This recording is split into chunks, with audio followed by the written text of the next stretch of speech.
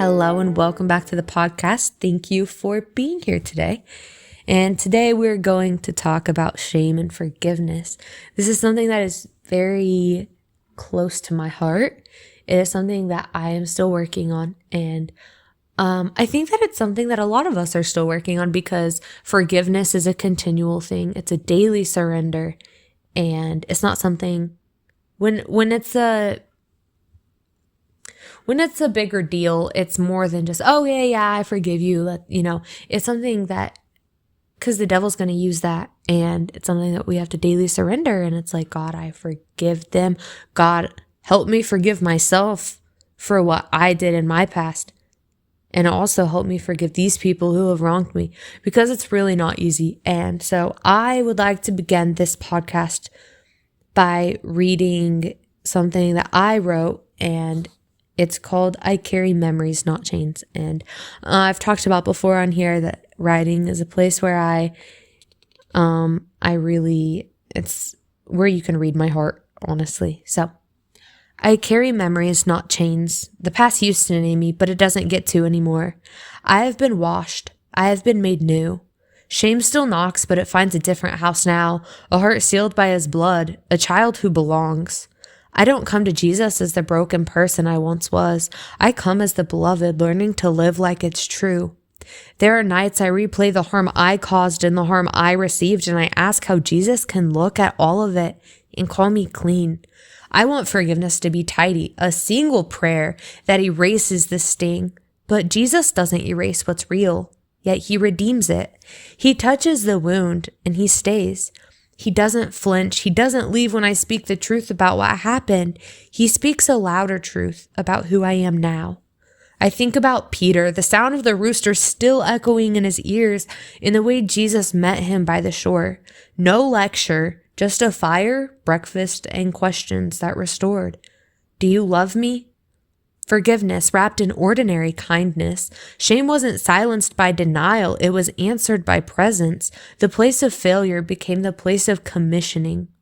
Shame says I am my worst moment, but Christ says I am his, blood bought and free. Shame pushes me outside the camp. Christ tears the veil and welcomes me in. It's not that my sin was small. It's that the cross was greater. I don't have to wear my past like it's a name tag. I get to confess what happened and stand in a new identity. Righteous because he is, clean because he said so. Forgiving others beneath the cross is hard.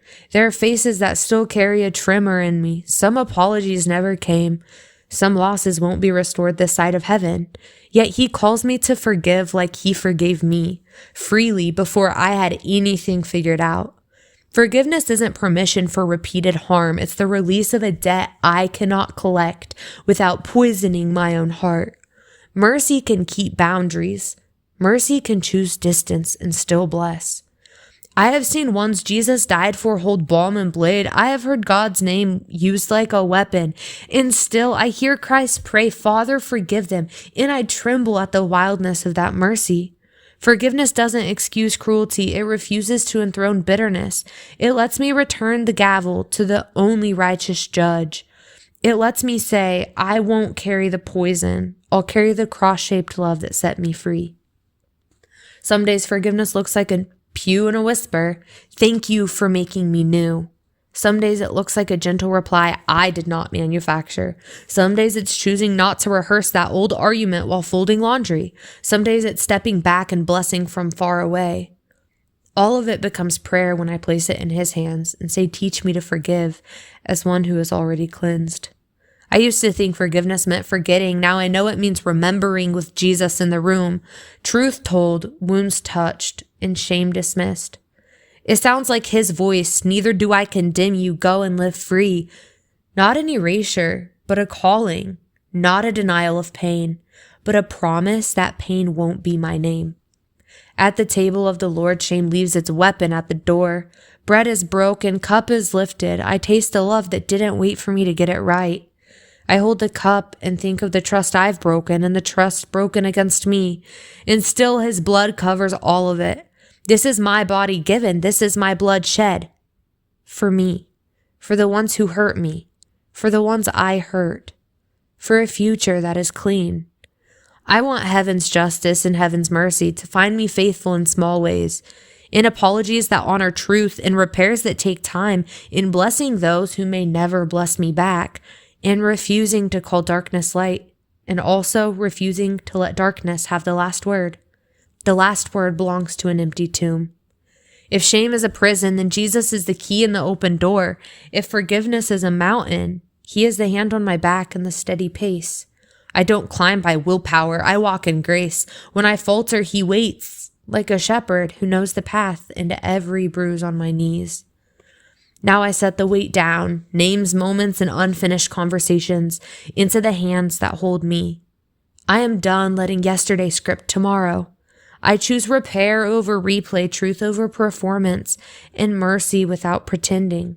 Trust can grow slowly, and boundaries can be kind, and love can be strong without being loud. And in the quiet that follows, I believe that the God who walked out of his grave can walk me out of mine. So that is something that I wrote, and that is my testimony in word form. And I'm reminded that forgiveness isn't something that happens in a single moment, but it's a walk, and sometimes it's an uphill walk. Sometimes it's through tears, but it's always with Jesus beside us.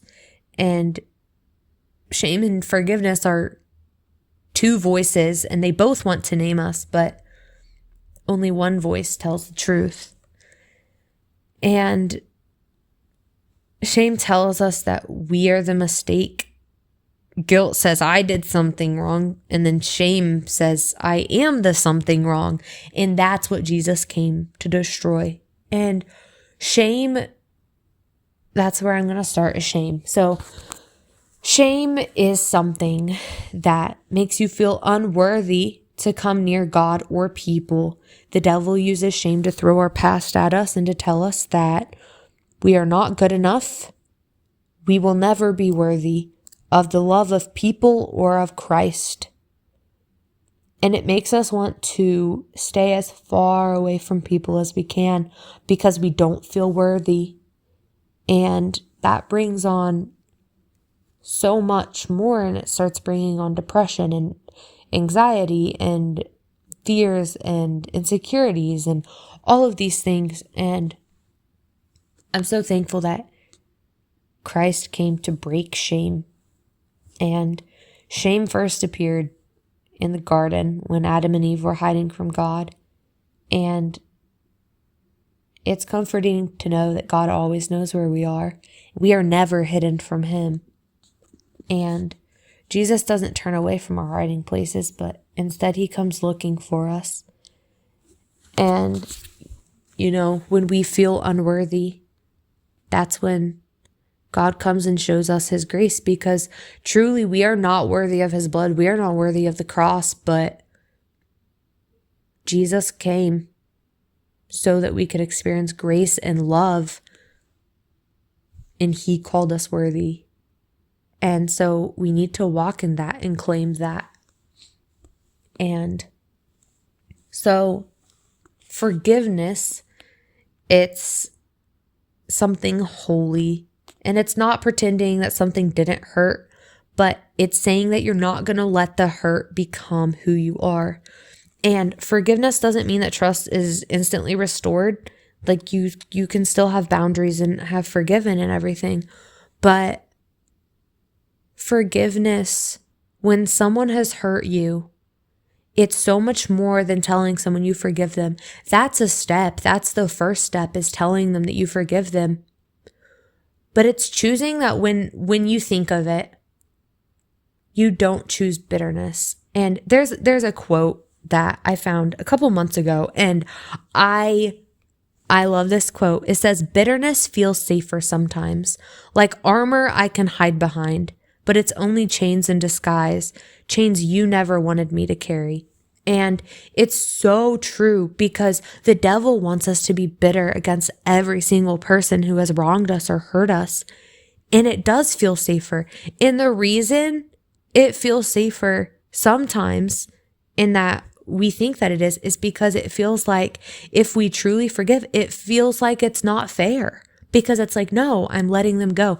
But I don't remember where it is, but somewhere in the Bible, it's talking about how God is the one who's going to bring everyone to judgment. We have no place to try to put someone, quote unquote, in their place. Like, that is what we are supposed to do. Is we are called to love, and we are called to forgive, even when that's hard. And we need to forgive before someone asks for it. And something for me, like I was saying, is that when it comes to your mind, you need to choose forgiveness. And when it comes to your mind, you need to choose to pray for the person positively instead of just thinking about how bad they hurt you or how wrong it was or whatever. You need to choose to pray for the person. And when you shift your mindset and when you realize, hey, I've done wrong, Christ forgave me, they did wrong against me, I am going to forgive them. It changes your mindset. And when you realize that they're just a hurting person and they need to be shown the love of Christ, it really, I have seen in my walk that has helped. And there's the quote that says, hurt people hurt people. And sometimes that's not the case, but sometimes it is. And when someone hurts you, the greatest thing to do is to show them love and forgiveness. That points back to Christ. And forgiveness does not make sin small. It does not minimize sin, but it just magnifies the cross. And forgiveness is not something that people without Christ can truly do, because without Christ, forgiveness is impossible. And when someone has wronged us, that's an opportunity for us either to do what the devil wants us to do and harbor hard feelings and resentment and hate, or we can fully be a reflection of Christ in that moment and be like, hey, this is really hard. Yes, that really hurt me. But I have done so much wrong, and God forgave me. And so it's hard, but yes, I forgive you. I am choosing to forgive you. And it's not something that comes naturally, because what comes naturally is a grudge and memories that make you remember, oh, they did this and they did that, or they said this about me. But forgiveness is saying, if they said something about me that wasn't true, that's really too bad. They shouldn't have done that. But this is who Christ says I am. And just really putting your heart into that, and God will help you. If you ask God to help you, He is going to help you. Sometimes the hardest person to forgive is yourself. And you can think and you can know that Jesus forgives you, but you still struggle to forgive yourself. And with Peter in the Bible, he denied Christ 3 times. And what's even worse about that is that Jesus told him he was going to do it. He had previous, hey, this is going to happen. And yet, he still did it. And Jesus didn't erase Peter's failure, but He redeemed it. And He forgave Peter. And Jesus forgives us. And it's really hard to forgive yourself when you've done things and you've hurt other people, you've hurt yourself. And it's just how could I have done that? How idiotic of me. And the devil just throws accusations and throws guilt and shame. And he's like, you did this. This is who you are. You are not worthy of love. You are not worthy of forgiveness. This is who you are. You made these decisions and that was your choice. And this is who you are now. And I feel like sometimes it can be so much easier to listen to that voice rather than the one that says, hey, I forgive you. you come, you follow me, and I'll use it, because it's hard to see good in your own wrong. And it's so much easier just to be like, yep, I failed. I'm ashamed of myself and I don't deserve anything. So I'm just gonna put my head in my shell, and because I don't deserve anything. But God called us for more. God called us and he told us to go and sin no more.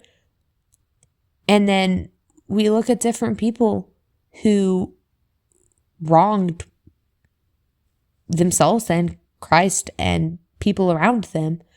And then God completely turned their story around and used them for the glory of God and for the furtherment of his kingdom. And when our shame meets the truth, that is when it's reversed. And when we come to the point when we pray, we have to lay our shame down at his feet. And we have to be like, God, this is hard. This is really, really hard. I'm mad at myself. I'm angry at myself because I did this and I did that. But God, I lay this down. I am not who I was. This is not who I am. And I lay this down and I ask you to use it. Don't let it be for waste, but restore the years that the locusts have eaten. And God will do that. God will use it. God will use your story. He will use your testimony if you give it to him and if you put it in his hands. So now I'm going to talk about living forgiven and living free. And so you can't put the memories out of your mind. They're going to be there, and God will help memories fade, but it's rare that you just fully forget everything. And living forgiven means that it's a constant thing. When you see that person and you have to choose to smile, you choose to go and you choose to say hi instead of walking to the other side of the building or going out or leaving. You choose to go and you choose to show love, because the people who hurt you, they are going to expect you to do that. That's what they're going to feel like you're going to do. And if you go against the norm of walking away, and if you go up to them, and if you're just like, how are you doing?